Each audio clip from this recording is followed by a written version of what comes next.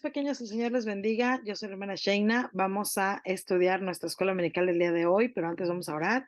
Vamos a pedir al Señor que nos bendiga, que nos ayude. Cierra tus ojitos. Pidámosle al Señor. Padre Celestial, gracias te damos, Señor, porque eres bueno, porque estás con nosotros, porque nos amas, Señor. Gracias con todo el corazón. Gracias, bendito Padre. Gracias por esta escuela dominical que tú nos permites estudiar, Señor. Toma el corazón de los niños, llena el corazón de los niños con tu palabra y tu amor. Gracias en el nombre de Jesús. Amén. Bueno, chicos, voy a compartirles mi pantalla porque quiero que recordemos que estamos viendo nuestra serie de los primeros cristianos.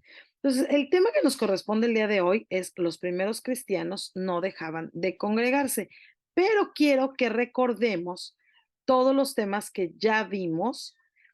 Vamos a decirlo, los primeros cristianos estaban llenos del Espíritu Santo, los primeros cristianos perseveraban en la doctrina, los primeros cristianos tenían todas las cosas en común y el día de hoy vamos a estudiar, los primeros cristianos no dejaban de congregarse. Entonces, lo que estamos viendo, recuerda que es, o son más bien las características de la iglesia que nos narra el libro de los Hechos.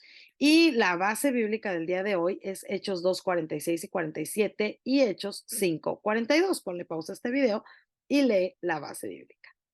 Una vez que ya le has puesto pausa a este video, me gustaría que respondieras con la gente que está a tu lado, si es tu familia, ay, discúlpeme chicos, si son tus amigos, si son tus hermanos, si es la gente a lo mejor con la que estás en la clase, responde estas preguntas. ¿Qué días vamos al templo? ¿Qué hacemos cuando estamos en el templo? ¿Y tienes amigos en tu congregación? Esta pregunta es súper importante. Así que responde estas preguntas. Bueno, ya más o menos nos damos cuenta cómo es nuestra vida, que tiene que ver con el templo y todo esto. Y vamos a recordar, los primeros cristianos eran conocidos por todos en la ciudad y cada vez eran más los que querían pertenecer a esta comunidad de personas. Todos sabían quién eran, todos los conocían.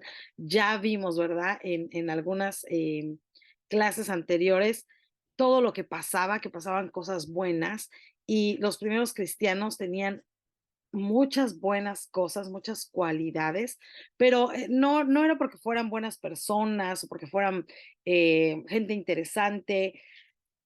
La verdad es que la iglesia de Cristo tenía varios objetivos. Ellos no eran lo que eran por ser las personas que eran, sino más bien eran lo que eran porque eran la iglesia de Cristo. Y la iglesia de Cristo tenía varios objetivos. Número uno, y quizás el más importante, dar al mundo las buenas noticias de la salvación. Eso era lo más importante. Ellos tenían que dar a conocer al mundo que Cristo es nuestro Salvador, que murió en la cruz del Calvario, que resucitó al tercer día, que hoy está sentado a la diestra del Padre intercediendo por nosotros y que a través de su sacrificio podemos obtener el perdón de los pecados. Segundo, enseñar a las personas a vivir como a Dios le agrada. Y eso es a través del estudio de su palabra. ¿Qué dice? ¿Qué tenemos que hacer? ¿Qué no tenemos que hacer? ¿Qué tenemos que pensar? ¿Cómo debemos actuar? ¿Qué debemos hablar? Todo eso lo dice su palabra. La iglesia primitiva también tenía el objetivo de ayudar a la comunidad. Había gente necesitada, había gente con problemas, había gente extranjera y bueno, la iglesia ayudaba a su comunidad. Y lo último, la iglesia esperaba con paciencia el regreso del Señor Jesús. Acuérdate cuando el Señor se fue al cielo, ay, perdónenme, el Señor les dijo, bueno, el Señor no les dijo, no fue el Señor, fueron los varones que se pararon junto a ellos, les dijeron, así mismo como lo ven que se fue al cielo, así regresará. Entonces, estos eran los objetivos de la iglesia, que en ese momento no tenía un lugar donde congregarse, porque el templo y las sinagogas no tenían los mismos objetivos. En el templo se hacían los sacrificios para Dios y en las sinagogas, la sinagoga era una especie como, bueno, era un lugar que trabajaba como escuela y donde solo se reunían los varones a estudiar la Biblia, que no existía como libros, sino que eran rollos, pero en ambos lugares, tanto en el templo como en las sinagogas, era gente solamente judía, no permitían que hubiera extranjeros. Y la iglesia de Cristo no tenía ningún problema con que los extranjeros se adhirieran a la comunidad. Entonces, como la iglesia no tenía o no era bien recibida ni en el templo ni en la sinagoga, ellos empezaron a reunirse en las casas. Todos los días dice la palabra del Señor que en el templo y por las casas, cuando dicen el templo, sí se refiere a este lugar, pero no se refiere al santuario así como el que tú conoces hoy. Este era un lugar diferente, operaba de forma diferente. Ellos se reunían en los patios del templo o en las cercanías del templo y ahí predicaban el evangelio. Pero no era como lo hacemos hoy, que había alabanza, que había salones para la clase. No, nada de eso existía. Ellos se reunían en las casas y para ellos era muy importante congregarse, pues así aprendían más de la palabra, perdón, aprendían más del Señor y de su palabra. Era muy importante para ellos congregarse, pues así aprendían más del Señor y de su palabra. Perdónenme, tengo que agarrar un poquito de agua. La verdad es que la dejé lejos de mí, pero con estas alergias mi garganta no está muy bien. Entonces, bueno, necesitaba yo agüita. Más tarde, el apóstol Pablo utiliza el sistema de cartas, porque cuando la iglesia empieza a salir de Jerusalén y empieza a llegar a otros lugares, era importante mantenerse en contacto con las iglesias. Y como Pablo no podía estar en todos los lugares y en ese tiempo no existían los aviones, la gente se tardaba mucho en viajar. Sí viajaban, pero la gente se tardaba mucho. Entonces, Pablo utiliza el sistema de cartas, que también las cartas se tardaban mucho en llegar, pero bueno, llegaban más pronto que Pablo y Pablo podía mandar a lo mejor 3 al mismo tiempo y él ir a un solo lugar, ¿verdad? Entonces, Pablo utiliza el sistema de cartas para empezarse a comunicar con las iglesias. Pablo explica en alguna de sus cartas que la iglesia es como un cuerpo. Acuérdate que ya dijimos que iglesia son las personas, no el lugar. El lugar se llama templo, pero la iglesia somos las personas que formamos o que nos congregamos en el templo. Número uno, la cabeza de la iglesia es Cristo. Él es el que manda. Mi cabeza está aquí, ¿verdad? Y mi cuerpo obedece a lo que mi cerebro dice. Si mi cerebro dice que yo levante la mano, yo la levanto. Si mi cerebro dice que la baje, yo la bajo. Si mi cerebro dice que yo aplaudo. Pero si mi cerebro dice que ponga mis manos sobre, o más bien en mis cachetes, entonces mis manos lo hacen. La cabeza manda. Y la cabeza de la iglesia es Cristo.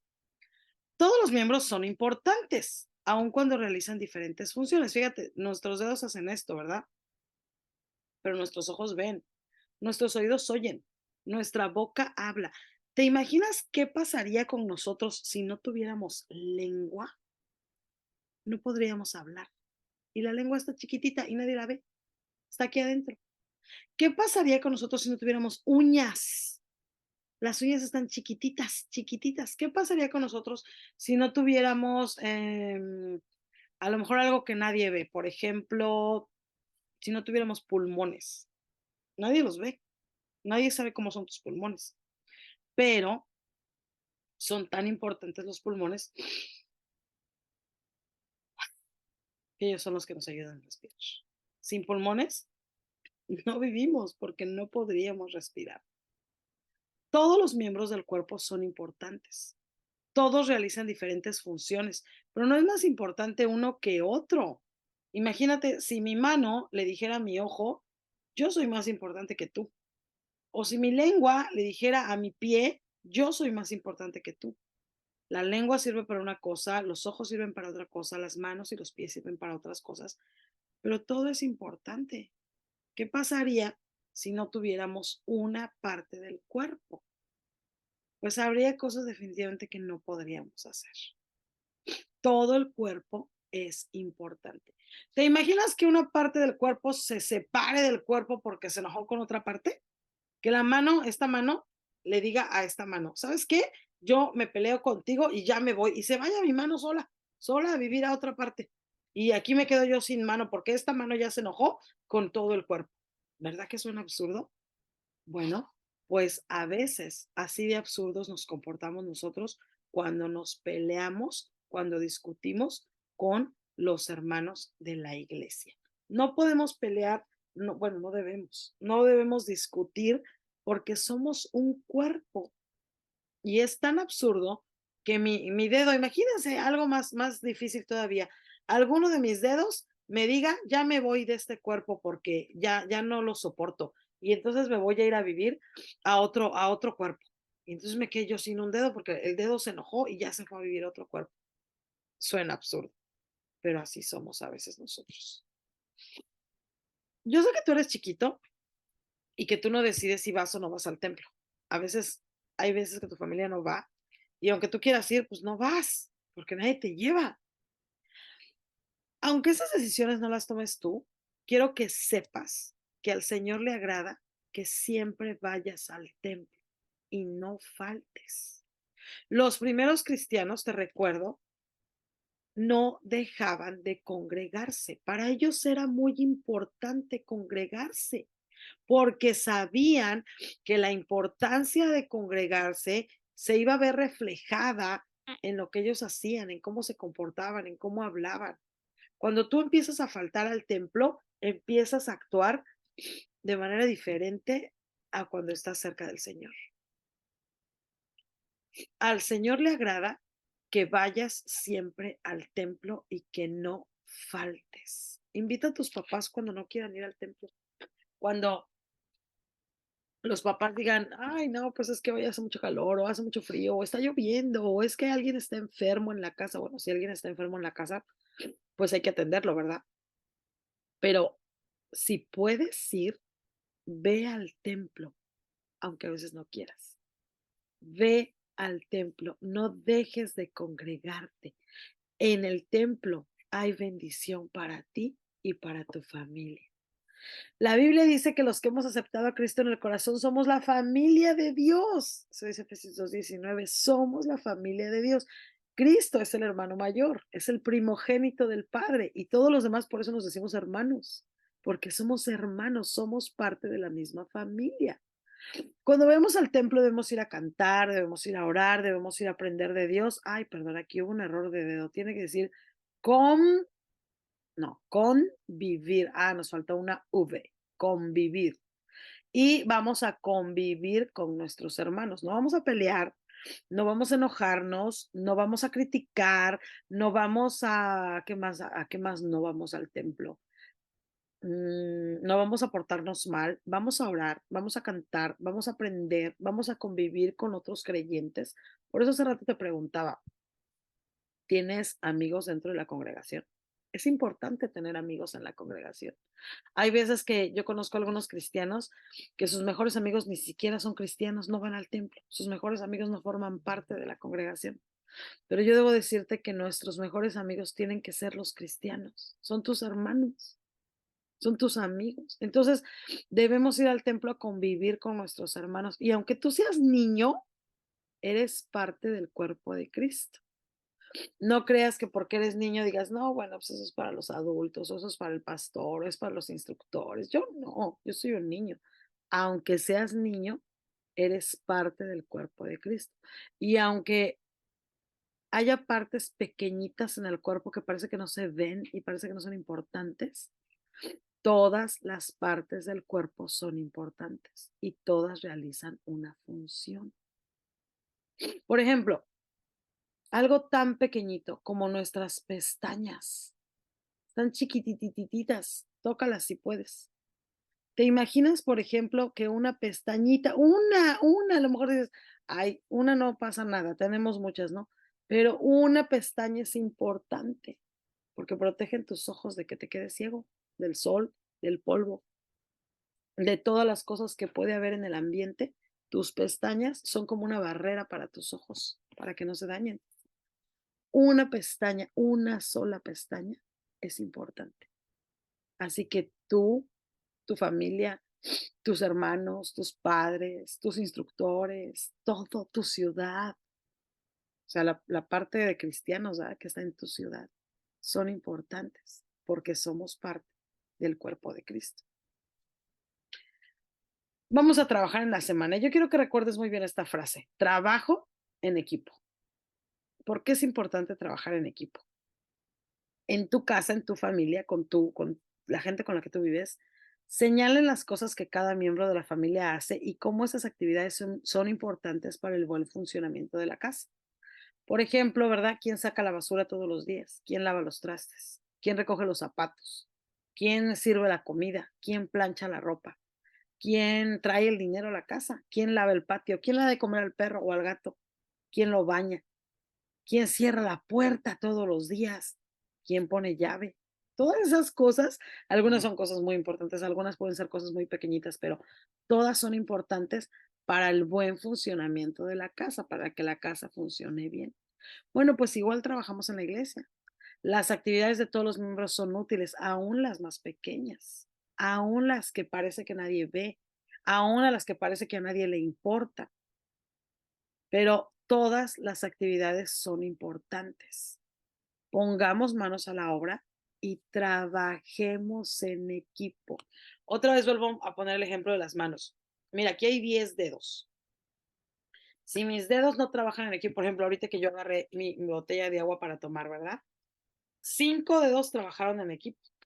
Y a lo mejor, mira, aquí hay otros 5 abriendo la botella de agua y ahora vamos a cerrarla. Mis manos están trabajando en equipo. Si alguno de mis dedos dice: "Ay, no, yo no voy a trabajar con ella", ¿cómo voy a tomar agua? ¿Cómo se va a ver beneficiado el cuerpo si estos dedos se ponen de rebeldones y dicen que no van a trabajar en equipo? El trabajo en equipo es sumamente importante. Si una parte del cuerpo se pone de rebelde y no quiere trabajar en equipo, se afecta todo el cuerpo. Que no seamos nosotros los rebeldes, que no seamos nosotros los que no queremos trabajar en equipo. Mira nuestro texto. No dejando de congregarnos como algunos tienen por costumbre, sino exhortándonos y tanto más cuanto veis que aquel día se acerca. Hebreos 10:25. Este es nuestro texto, apréndelo y vamos a orar. Vamos a pedirle al Señor que nos bendiga, que nos ayude. Vamos a pedirle al Señor que nos enseñe a ser parte del cuerpo. Cierra tus ojos. Señor Jesús. Gracias te damos, Señor, porque nos has enseñado que no debemos dejar de congregarnos, que no debemos, Padre Celestial, fallarte, que no debemos ser rebeldes, que debemos siempre colaborar con nuestros hermanos, Señor, para que la iglesia, que es tu cuerpo, se vea beneficiada, Padre. Somos parte de la familia de Dios y es importante para que la iglesia funcione bien, Señor, que nosotros hagamos nuestro trabajo. Gracias te damos, Padre. Gracias por los niños, por sus instructores, por sus pastores, por sus padres, por sus familias. Gracias en el nombre de Jesús. Amén. Chicos, pues no olviden, no dejamos de congregarnos, no faltamos al templo. Yo soy la hermana Shaina. Nos vemos la próxima semana, chicos. Ya la próxima semana Gabriel estará conmigo. Adiós, chicos.